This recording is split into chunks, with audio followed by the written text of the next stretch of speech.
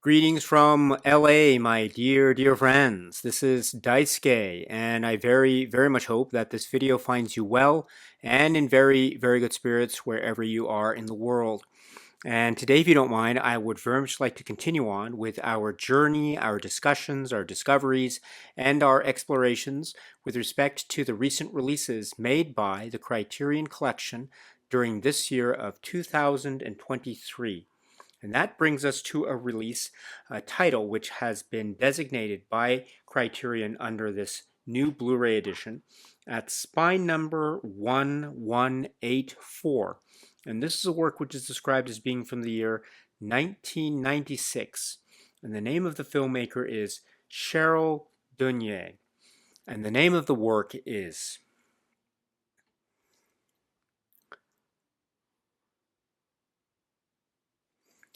The Watermelon Woman.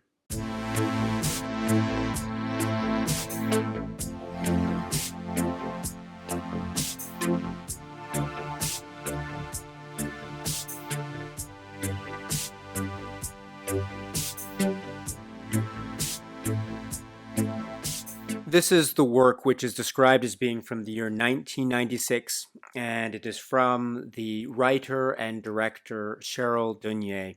And in fact, when we think about the cast, the really great cast, it also includes Cheryl Dunye as well as other great actors and performers like Guinevere Turner and Valerie Walker, Lisa Marie Bronson, and others. And I'm speaking of this work, this very clever and imaginative work that is borrowing from a lot of traditions in terms of documentary or quasi or perhaps pseudo documentary style, while also relying upon certain narrative traditions to combine in terms of a work and a piece a real driving force of, say, exploration of relationships, exploration of, say, sort of generational types of questions about race and racial identity, also questions about sexuality in the context of what is described here by Cheryl Dunye and others as queer cinema, but always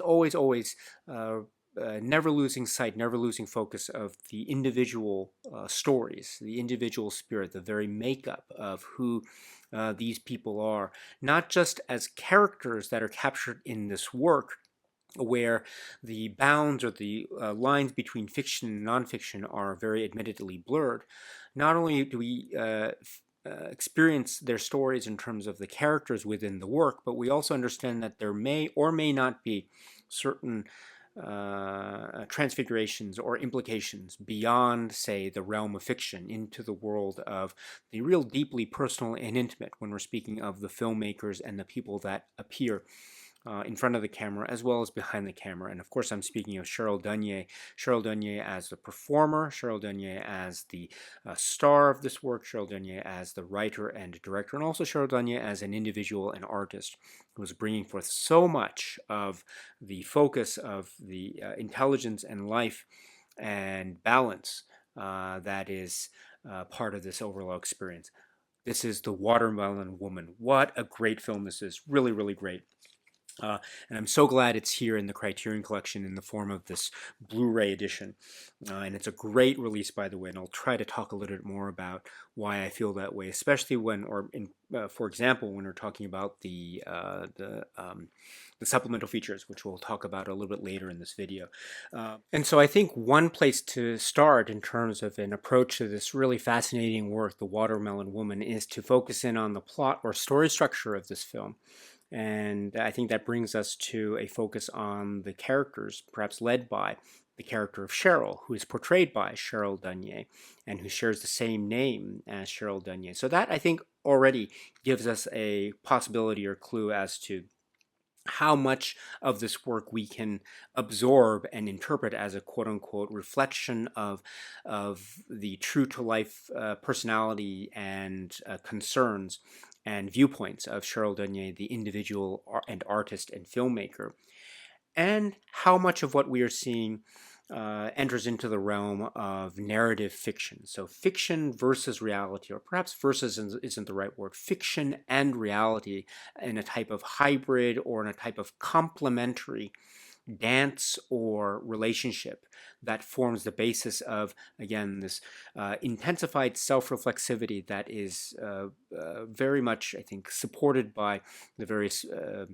references to cinema and also the references to filmmaking and video making and movie making that are part of this narrative, and also the reliance on styles and structures that could be said to be part of the documentary feel. All this is given a great phrase, Dunye-mentary, by Cheryl Dunye and others. This idea of, again, the reliance on these narrative forms, plus the reliance on documentary forms to create a true, say, individualized vision of self-reflexivity and individualized expression, a la Cheryl Dunye. We see it in a number of the short films that are included as part of the great supplements of this release, and I think The Watermelon Woman, the film itself, is a great example of this. And I mentioned those terms, or I begin a discussion of that in the context of the plot, because the plot can be said to be about many things. It could be said to be about this filmmaker or video maker or documentary artist who is Cheryl, and we see her and her friends and colleagues engaged in many different video making projects. One of which, of course, is a project about Hollywood history, and specifically about finding and tracing the history of one specific Hollywood performer and actor that Cheryl and others have recognized over the course of their own personal cinema journey, watching movies. They are really avid cinephiles, watching films and loving to watch many examples of cinema. For example, the examples from the golden age of Hollywood cinema. And in that journey, in that spirited journey, they discover an actress, an African-American actress who seems to have appeared in a number of roles, but who hasn't necessarily have had, say, the great biography written about this actress. And so this begins a journey or quest on the part of Cheryl and others, but specifically and perhaps primarily by Cheryl, to find out who this person was. And this is the quest to discover more about Faye Richards, or who has been referred to in terms of the history records that Cheryl is seen to explore and expressing to us in terms of what she finds out in her discoveries.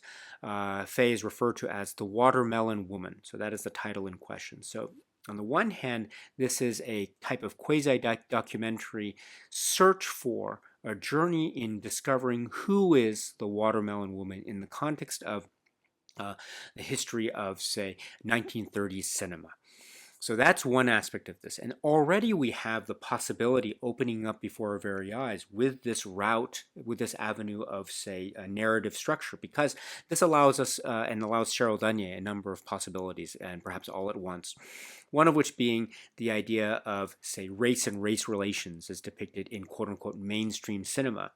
And this, of course, reminds us, too, of the very nuanced and the very complex history of race and race relations and actors and Hollywood actors and performers in the industry in the 1920s and 1930s and 1940s and beyond. And of course, Cheryl Dunye being part of that tradition, both in terms of her focus on these examples of cinema on the one hand, but also maybe acknowledging being on the outside of the industry because of the very fact that a number of her works, including The Watermelon Woman, are being made from a very, say, highly independent nature. So there's already this wonderful juxtaposition that's happening as well. And that juxtaposition, both in front of and behind the camera too, also lends itself to the possibility of what we are seeing. Is what we are seeing really the truth? Or is it a type of documentary that is being expressed in the context of the film The Watermelon Woman? Or is this something that is perhaps more enigmatic than meets the eye? And so that also leads us to wonder, indeed, what is this journey that we are watching?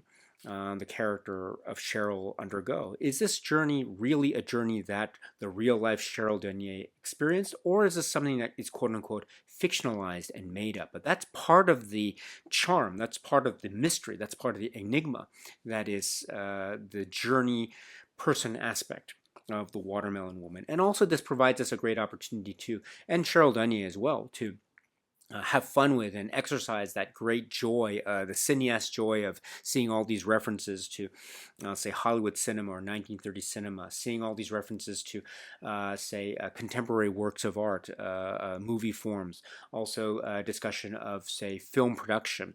And this also gives rise to, again, references to race and race relations in the Hollywood or filmmaking industry. Also, the gender roles in terms of filmmakers. Cheryl Dunye makes references to female filmmakers, both in the context of the film of the Watermelon Woman and also in the context of her discussions as found in the supplement. So, and that's very much embedded into this part of the journey, the discovery of who Faye, the Watermelon Woman, is and what her role was and who are the people that she worked with.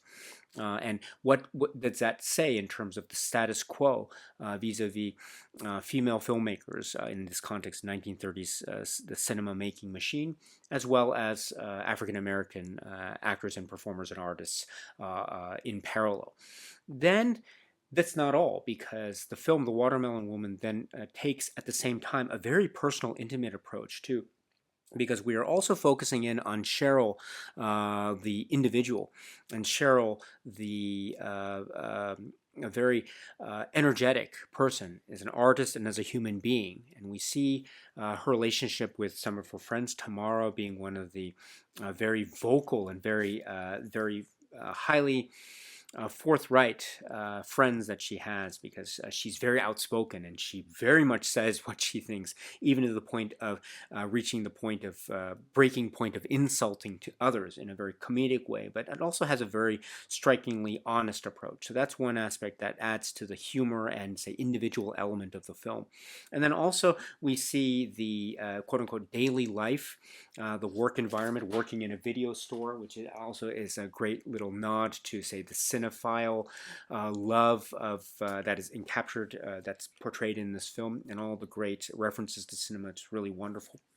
And then also we have the aspect of the film which is a type of love story or romance story, or a story about relationships, and a story about physical relationships, emotional relationships, sex and sexuality.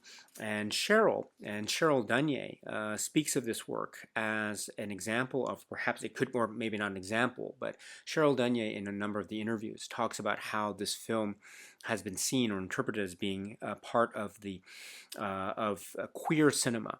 And Cheryl Dunye, in a lot of the discussions, also uses this to, or has this discussion point in the context of her own individual self and her own acknowledged, say, feelings and recognitions about who she is, and her own approaches to self-expression in the form of her art and her identity.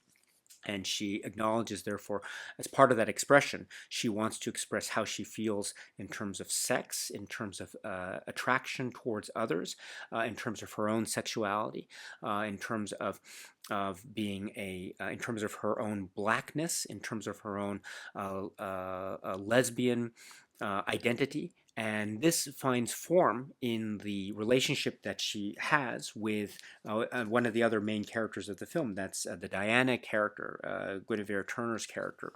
And because she is white and she is a young woman, and also there is almost immediately a type of mutual attraction between these two fairly early on in the film. And that leads to a very key component of the film, which is their relationship, and how that relationship reinforces the journey that Cheryl and others are shown to be having vis-a-vis their quest to discover who the Watermelon Woman is, as well as Cheryl's own journey, maybe self-introspection, journey about who she is vis-a-vis her relationship with others, her friends like Tamara, also her lover, her intimate relationship that she has with Diana, etc.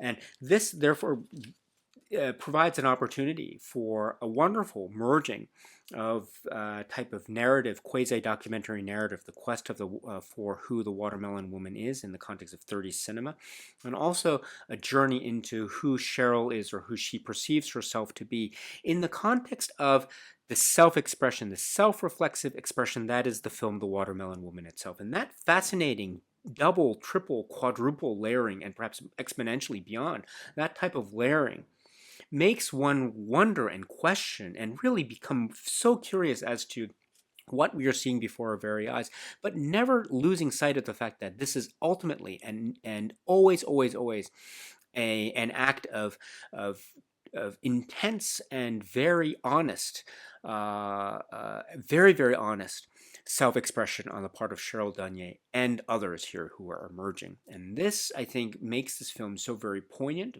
very clever. There are moments of comedy that I think are so witty and that really go towards the risque. There are moments here of very intensely depicted physical attraction and also sexuality.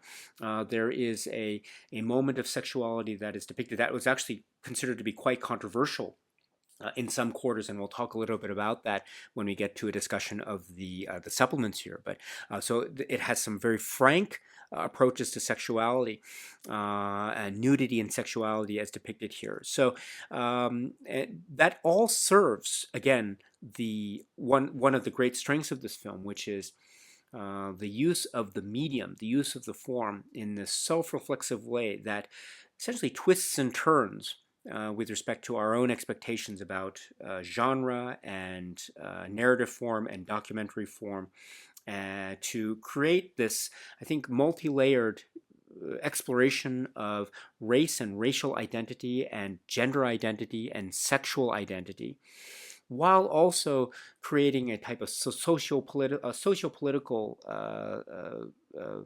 say, basis for discussion vis-a-vis Hollywood history, cinema industry history, the role of female filmmakers and the ability or non-ability, as the case may be, for filmmakers to have been able to find self-expression, while also being that great example of the Dunye-mentary, that is a combination of these various elements, both quote-unquote self-admittedly fictionalized, but also perhaps seemingly borrowing from the documentary or the cinema verite or quasi-documentary forms, namely a mixture of various forms and styles to present to us ultimately something that is 100% wholly and truly authentic. And that authentic self-expression is, I think, one of the great powers of cinema. It's very rare, I think, to find a work that can be said to be 100% truly an authentic vision, an authentic form of expression. But I think it can be said that Cheryl Dunye's work, as expressed and shown in the number of her short works that are included here, plus the feature film, which is The Watermelon Woman, this is without a doubt one of the great forms of pure self-expression, honest self-expression. That is also very entertaining, that has a path to it in terms of the exploration and the journey. Who is the Watermelon Woman? What will Cheryl and others find their destination? What will happen with their relationships along the way? Will they be forged and continue on and further, say, solidified, or will some hiccups or bumps along the road occur towards that own personal journey? So it is a type of broad stroke journey that is also linked to a very intimate journey. And in all this calculation, we have the voice of Cheryl Dunye and others, ever present, ever guiding, and oh so witty and charming and beautiful and full of life and vigor and energy, as expressed in this great, great work, which is The Watermelon Woman. The Criterion Collection has released this film, The Watermelon Woman, on this new Blu-ray edition at SPY number 1184, and it's a single disc Blu-ray edition right here, and it's purported to be based on a 2K digital restoration supervised by director Cheryl Dunye, cinematographer Michelle Crenshaw, and producer Alexandra Juhasz in collaboration with the Outfest UCLA Legacy Project with 3.0 surround DTS HD master audio soundtrack, and that's according to the back of the box here. And if we were to look, excuse me, I'm so sorry for my very poor pronunciation, well, that too, but I'm very sorry for my poor presentation skills. I hope you can forgive me. But that's the plastic case box here for the great release of The Watermelon Woman. And then I've already removed from the inside this the fold-out insert, and we'll talk a little bit more about this later on in this video. But on one of the pages, it says, about the master, and I quote, "The Watermelon Woman is presented in its original aspect ratio of 1.33 to 1. This digital restoration was created in 2K resolution from the 16mm A/B negatives. The original 3.0 surround soundtrack was remastered from the half-inch digital audio tape." And I should say that, again, having seen this film a number of times prior to this Criterion release, I love this Criterion release. I love how this film looks and sounds on this Criterion release.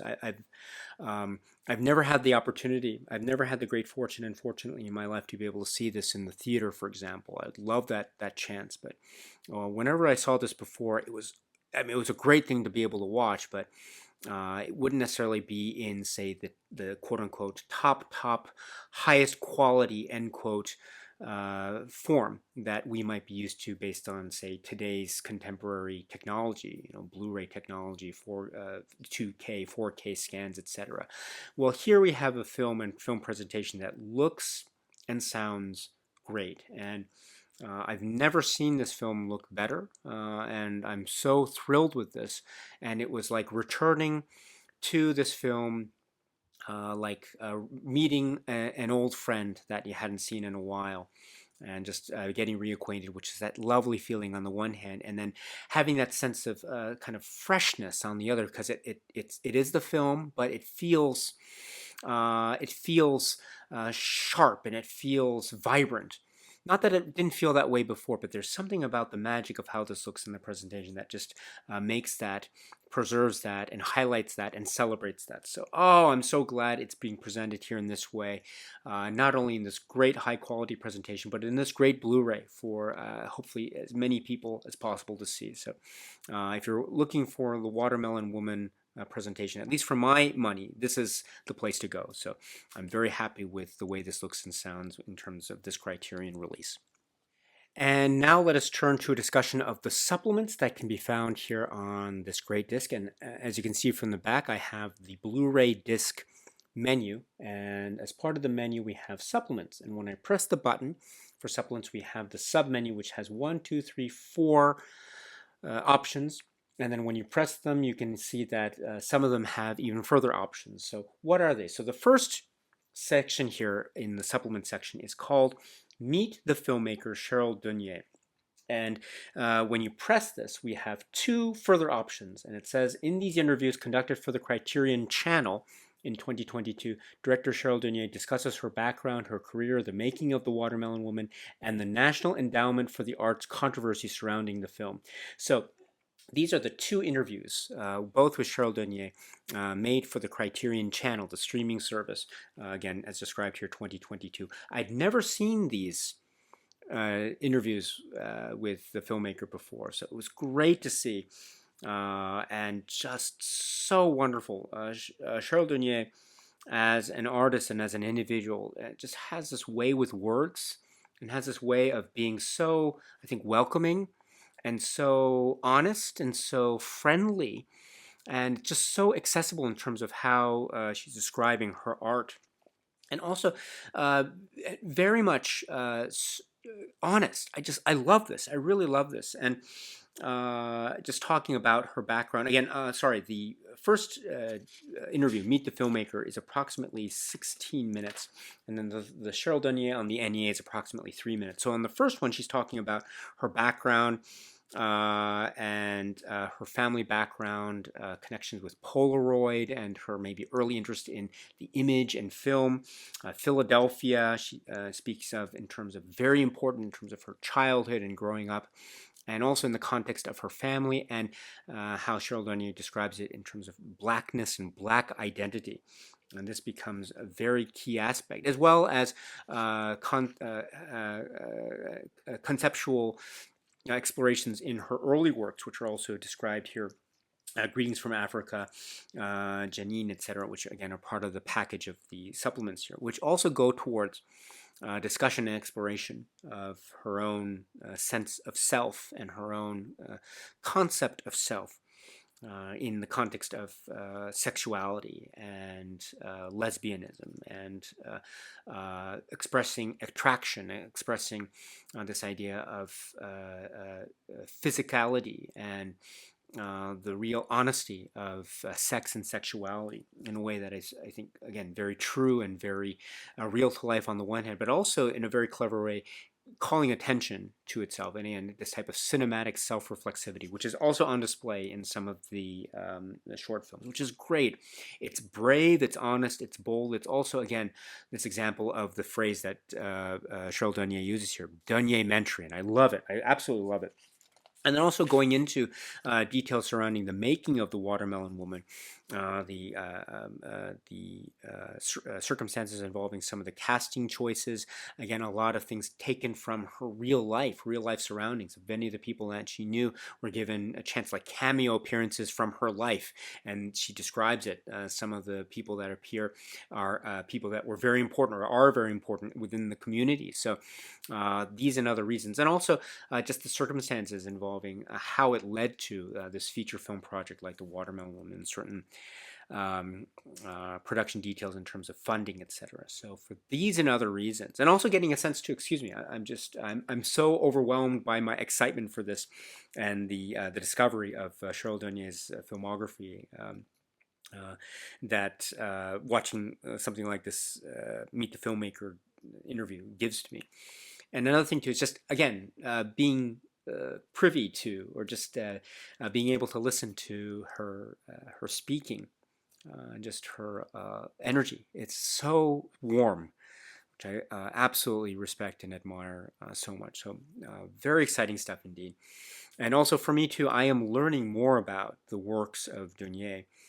For instance, I didn't quite understand this concept of Dunye-mentary until I was watching this, and I didn't know what that was, but it was the perfect encapsulation of how I feel about the Watermelon Woman, indeed the approach to her other works, and indeed we'll talk about her other films. So this release also serves as a type of primer or introduction into the world of Cheryl Dunye and Cheryl Dunye filmography. So it's absolutely great for that and other reasons. So you get a sense of that with this great Meet the Filmmaker interview, the first of these. But that's not all, because the second one here is Cheryl Dunye on the NEA. And this is the National Endowment for the Arts. And here we have, of course, funding from the NEA. And there was some controversy here circa 1996 because of, among other things, or at least the perceived controversy, was the inclusion of what was described as being a very graphic scene of sexuality. And this is a very important scene in the context of the emotional journey of the characters, the relationship, or one of the relationships that is quite significantly one of the key critical relationships of the film. And so there is a sex scene that was considered to be quite graphic because of, among other things, perhaps, as it was described by some, the portrayal of nudity and the female body and the like. And so there's a quote here that's included from a member of Congress that's speaking on the U.S. congressional floor. And let's see, and I quote here. It's a very, very fascinating quote. And the person here on the House floor was saying, and I quote, "This film has been described as having some of the hottest sex scenes ever recorded on celluloid." And this became the focus, and end quote. And this became apparently, or this was used as the perceived focus of the so-called controversy surrounding how dare funding be given, or the choice be given to fund a work like this, which again, according to this person, has been described as having some of the hottest sex scenes ever recorded on celluloid, end quote. But there are also defenders of the work. The defenders of the work as an example of expression of young artistic voices, the expression of gender and race self-expressions a la the voice of Cheryl Dunye. And so there were great defenders of this work. And indeed, the work continues on and lives on, thanks to, among other things, the great attention that's been given to it over the years, and as well as this great Criterion release. But the controversy was there.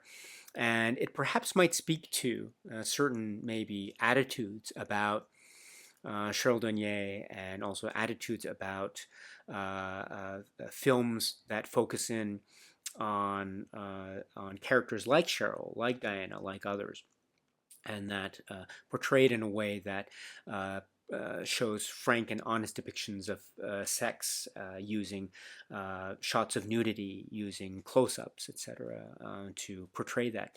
Now, granted, of course, and even I think the defenders of this work acknowledge this, as shown in this excerpt here. Granted, of course, a film that has sex and nudity, of course, is not going to be for everyone. And it doesn't have to be for everyone. And so if one feels uncomfortable watching a film that includes that, then that's perfectly a legitimate approach and attitude to have. So that's not what's being questioned here. But what's being questioned here is whether or not the inclusion of such a scene can permit the discussion or the questioning of this work as a work of art that is, quote unquote, worthy or not worthy of receiving that kind of status or attention in terms of federal funding. So, and that's the question. And I think, I mean, I have a certain viewpoint on that question here. And from my vantage point, again, acknowledging that a scene like this or depictions of sexuality as shown in cinema might not be for everyone, and they don't have to be for everyone. That notwithstanding, I mean, it's still worth it to have the work made available and to have the work still standing and existing for people to have the choice to want to watch if they so choose. So that's the point, I think. And in that way, I think Cheryl Dunye, in describing this so-called controversy, I think is expressing it in a very personal way, and I think showcasing a very, I think, reasonable degree of defiance, as well as I think a very sensible approach to this. And I do want to say too, I don't want to go too much into detail, again, for the benefit of those who have not yet seen this work, but at least from my vantage point and how I view that scene, and there's nothing in my mind that's controversial about it. Sexuality is a very important part of human expression. I mean, sex is one of the, I think, fundamental ways that someone or people or persons can express how it is they feel about someone else or something or some feeling or idea or concept in the form of physical attraction. And in many ways, that is the very essence of drama. The drama of expression, the ability or non-ability to connect with someone else.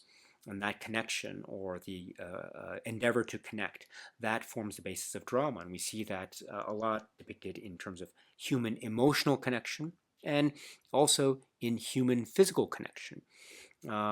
So therein lies, I think, the very basis of the honesty of a scene like this. So I think it's a very important scene. I think it's a very intimate scene, and I think it's a very touching scene between the characters here. So it holds a lot of power for me, and it's very much consistent with how I feel about this film as a beautiful work of art. And again, I don't have to, I mean, I feel that way, but I don't have to try to convince people otherwise, for those who maybe might find that type of material to be not one's cup of tea. That's perfectly fine if you feel that way. And it's not my place to try to convince you otherwise of that, but I can only express how I feel in terms of watching it. And I think it's a very beautiful moment, and a very important moment, and very consistent with, again, this concept of Dunye mentory, as well as the consistency, and a very key plot point too, because it's charting one of the points of progression, evolution of this relationship, which is one of the places that could be said to be the heart and soul of the film, The Watermelon Woman. So, yeah, that's the controversy surrounding the NEA. But that's not all, because the supplements continue with Cheryl Dunye and Martine Sims And this is a conversation between the two artists, described as being from 2023. And this is also a Criterion produced supplement, a Criterion Collection produced supplement. It's approximately 19 minutes, and we have the two of them sitting across from each other. And Martin Sims is showing, I think, such a genuine affection for the works of Dunye, and how discovering Dunye's works was such a very important part of Martin Sims' own, say, journey of self-discovery, both as an artist and as a filmmaker and as an individual, as a human being as well. So this is great too, because Cheryl Dunye goes further into, or elaborates also on the concept of her own self-expression journey as an artist, Dunye Mentry, and this leads to some great discussion into her own life and career. Part of that discussion as an artist, right? She Don't Fade is mentioned, the idea of the use of reflexivity in an honest and very a purposeful way, purposefully calling attention to the fact that, yes, this is a film, or these are videos about making videos, or about making movies. And so I think that was the point, and that was what Dunye was trying to do in terms of working out her own sensibilities as an artist, and trying to find that space, trying to find that way in which using the tools of narrative and documentary, and first person, say, or not first person, but talking to the camera or interview processes, even those tools are used to Cheryl Dunye's artistic advantage to, again, find the space that could be said to be Cheryl Dunye's ultimate form of self-expression. And again, thus Dunye Mentry.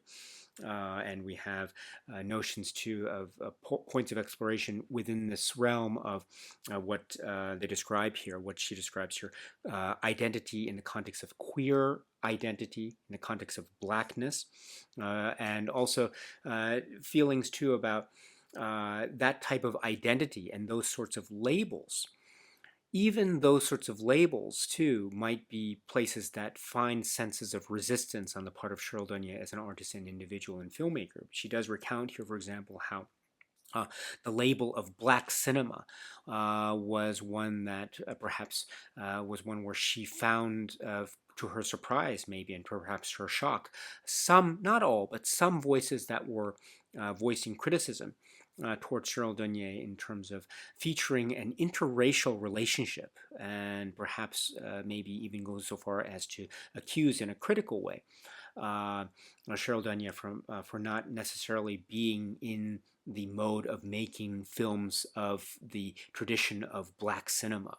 And that type of criticism that she describes having received, again, in the context of featuring works in the context of her short films, or maybe even The Watermelon Woman itself, the film itself, featuring very key components of the films being interracial relationships, and relationships with, for example, interracial relationships. So, and Cheryl Dunye expresses almost a type of surprise and frustration at these types of criticisms. I mean, why wouldn't it be an expression of black cinema? Or why wouldn't it be an expression from Cheryl Dunye herself? Because this is who she is. These are the feelings that she has. And these are the feelings, and these are the approaches and perspectives that she holds. So, why would it be anything else? And I think that type of admirable defiance, I think, is one of the great hallmarks of her expression, both in front of and behind the camera.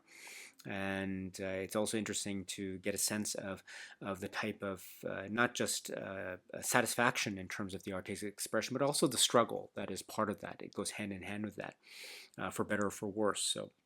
But we still see Cheryl Dunye and others, and Martin Sims and others, handle it with such grace, and handle it too in the form of the ultimate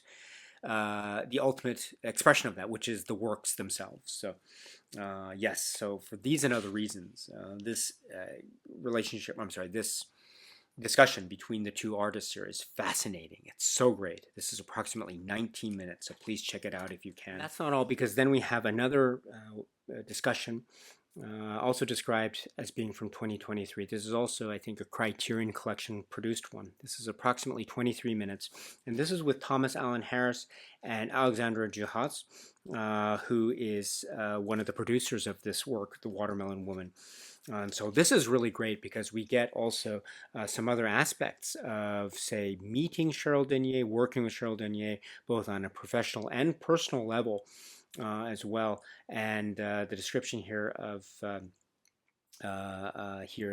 idea of, quote unquote, the burgeoning queer cinema, and also the importance of the community and the network of people and artists that she and others were able to meet at the time, among other things, and through other among other circumstances, one of which being, as she acknowledges here, AIDS activism at the time. And there was a great reception for a number of the works that were here, in particular Greetings from Africa, and also the working with other producers here, such as Barry Swimar. And also, too, the notion of real and not real. And I love this discussion here, the real Cheryl and the character Cheryl. Because, as we were trying to discuss earlier in the video, Cheryl is a character in the film portrayed by Cheryl Dunye. They share the same name. Are they the same person, or are they two separate, distinct identities or distinct personas? And I think the discussion here in this conversation might suggest the latter. In terms of the establishment of a distinction that still has parallels and interconnectivities between among such personas. So that is so fascinating. So that interplay is hinted at here. So really wonderful. Please check out this interview if you can, approximately 23 minutes. And that's not all, because the next supplement here, is going to the early films, or described as being the early films of Cheryl Dunye, made between 1990 and 1994. And this is great. So we have 6 works total. The first of which is Janine from 1990, and the next is She Don't Fade, described as being from 1991. The next is Vanilla Sex, described as being from 92. The next is The Potluck and the Passion, described as being from 93. The next is an Untitled Project, described as being also from 93, and then Greetings from Africa, described as being from 94. And you have, for the most part, the application of video or videography, except for Greetings from Africa, which appears to be shot on film. And we have various forms of experimentation, the use of form, the use of, say, a self-reflexivity, talking to the camera or talking to the video camera, aspects about storytelling or recounting feelings or episodes in one's life. Janine comes to mind as one of the immediate examples in terms of relationships, interracial relationships, discovery about one's own sexuality, and in terms of one's own sexuality, and that also continues in various degrees of discussion modes, such as She Don't Fade and Vanilla Sex, and then it's also discussed or handled in a type of fictionalized account, or somewhat quasi-documentary slash fictional account, in a work like The Potluck and the Passion, which is again very much in keeping with similar type of tones in a film like The Watermelon Woman. And then the work, An Untitled Project, has that great sense of, say, almost a video poem, a tome poem, an experimental short. And then Greetings from Africa, too, again, blurring the lines between the quasi-documentary or cinema verite, real or faux cinema verite on the one hand, and the use of very self-reflexive tools, again, hinting at this sense of a fictionalized narrative, but also giving rise to the anchor that is the ultimate form of self-expression of the individual and artist. So it's all here. It's all here. And again, as I mentioned before, this is like a great cinema journey, a Dunye cinema journey, a Dunye journey. Wow. I love this. It was the first time for me to watch these short films, And so it was so illuminating, so clever, and there's many moments too that were very humorous, very warmly humorous, and also very much in keeping with a lot of the themes that we saw in The Watermelon Woman, and also just those glimpses. It's we see Cheryl Dunye, and it's almost like a life album play out before our very eyes. And I love this connection between the truly intimate and personal and the cinema journey. And it's expressed here for everyone to see in this great, easy to access Criterion Collection supplement menu. What more can we ask for? It's brilliant, absolutely brilliant. So please check this out if you can. This is a great collection here. So that concludes the discussion of the supplements, which I think are really great. And then so now let us turn our attention to the cover art design, and which is also part of the design look of the Blu-ray menu, as well as the sort of photo collage aspect of the insert. The art is credited to, and according to the production credits, art director Sarah Habibi, Eric Skillman, designer Eric Skillman. So I really like this very. Yeah, it's very clever indeed.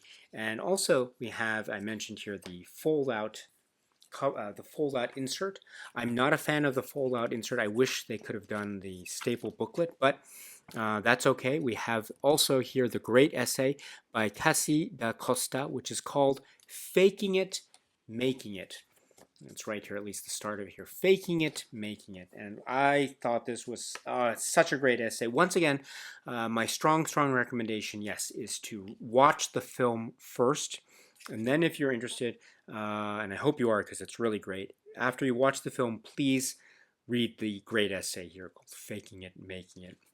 Oh, it's so worth it, so worth it. Please check it out if you can.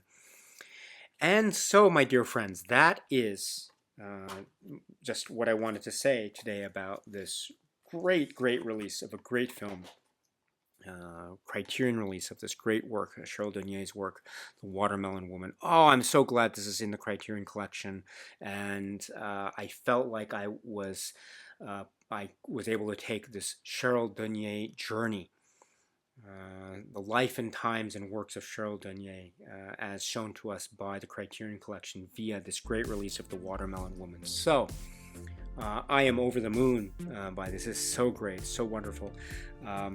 It is a very complex work. It has narrative twists and turns that I think are so clever, so great. It's very intimate, so intensely intimate, so intensely personal. And ultimately, this is a work of, I think, a type of honesty and authenticity that I think is so clever and so welcoming indeed. This is the work which is The Watermelon Woman. All right, my dear friends, so that's it for now. And so until we meet again, please be happy and healthy and well, and please keep on watching a lot of great movies, including the works of Cheryl Dunye, Watermelon Woman, early shorts, anything you can find. Oh, I strongly recommend it. So until the next video, my dear friends, stay strong, stay safe, and cheers.